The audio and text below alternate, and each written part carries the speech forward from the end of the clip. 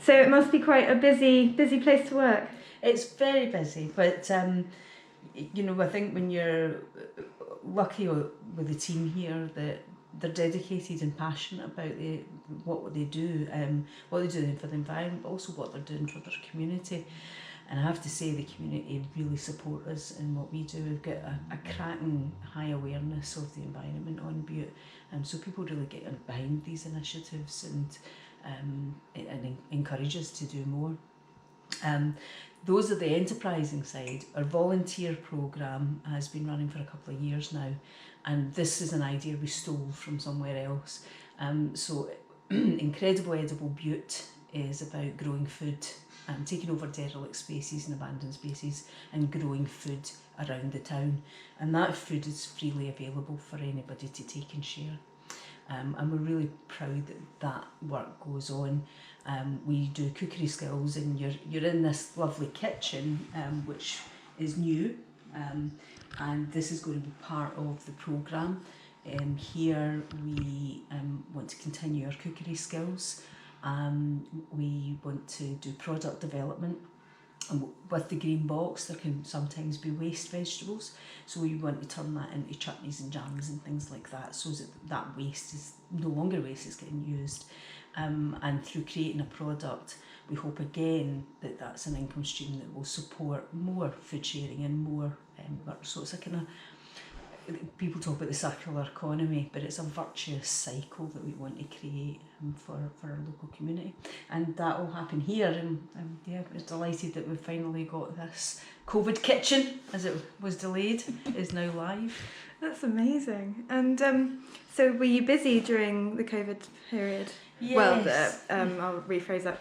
Were you busy during the lockdown period? Yes, we had a situation where our reuse shop couldn't operate. Obviously, furniture wasn't essential, so that closed. Our community car club closed for a time, and we couldn't launch the e-bike scheme. We were just, if we'd been able to launch it, we'd have probably been able to keep it going, but we didn't, so it went nowhere. But with no ferries being able to be had for people not being able to get off island, supplies not being able to go on, the green box scheme went from a nice steady 30 customers a week to 165 a week. We also, Fyne Futures was viewed as an anchor organisation, and we became the kind of conduit for the community response.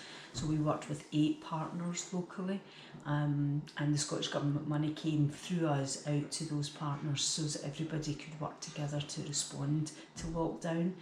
And that was fantastically busy, but it was also incredibly inspiring, because we had Achievement Bute, who support young families with young children with disabilities and learning needs. We had Bute Befrienders, who supported elderly people who were obviously isolated. Bute Island Radio, getting them up and running again so that their volunteers could broadcast news to people. Bute Oasis and Bute Resilience team helped with food parcels and medicine deliveries. Fyne Homes pitched in with phone calls and checking up on folk. And again, Bute Council, obviously we worked really closely with them in terms of food distribution, parcels, etc. And Bute Advice Centre, who went completely onto telephones to help people with money issues and furloughs and all that kind of advice. So actually, although everybody else was doing lovely crochet projects, we were stacked, but it felt good to be responsive, and we were pleased to do so. What a wonderful resource to have. That's absolutely incredible. Wow. And how could a visitor coming to Bute support you and support the initiatives? Well, in any number of ways. If you're coming down to stay for a weekend or to a holiday home, we do our green box deliveries on a Thursday, so you could order in advance and have a box delivered to you. You can book a electric bike. Don't bring your car, and there's loads of wonderful walking and cycling on the island, and so you can hire an e-bike. you could browse in our furniture shop, although obviously it's furniture, so you might find something to take away. But yeah, and I think just enjoy the island and spend time in it. I think that's what our island economy needs: people coming across and enjoying that. But yes, you'll always hear me saying, don't bring your car, because there's plenty to see and do without it. Fantastic. And what do you think makes Bute special? It's a big question, sorry. It is a big question. I would say there is absolutely more to do here than you could ever possibly think of. But I don't think there's many places, many islands that have a circular castle with a moat right bang smack in the centre of the shopping area. You go to Edinburgh, the castle's up on the hill, Stirling Castle's up on the hill. Barra, it's out in a peninsula, but our castle is bang smack in the middle of the shopping area, and I think that heritage going back all those years is stunning.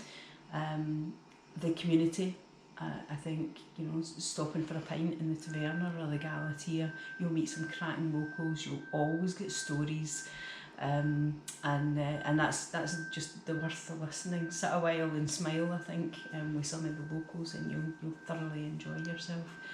And then of course we've got this lovely conservation town, but the rest of the island there's every beach has a different character. So if you go on a wee beach trail, you'll come across silver sands, golden sands, volcanic black, red sandstone.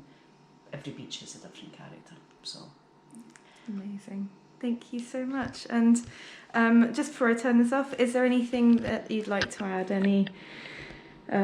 Anything about the initiatives or anything personal that you have, a message that you would have for visitors, or just anything? You don't have to add anything, that's absolutely perfect. So yeah, no, I would just say Falchigu avoid. Welcome to Bute. Perfect.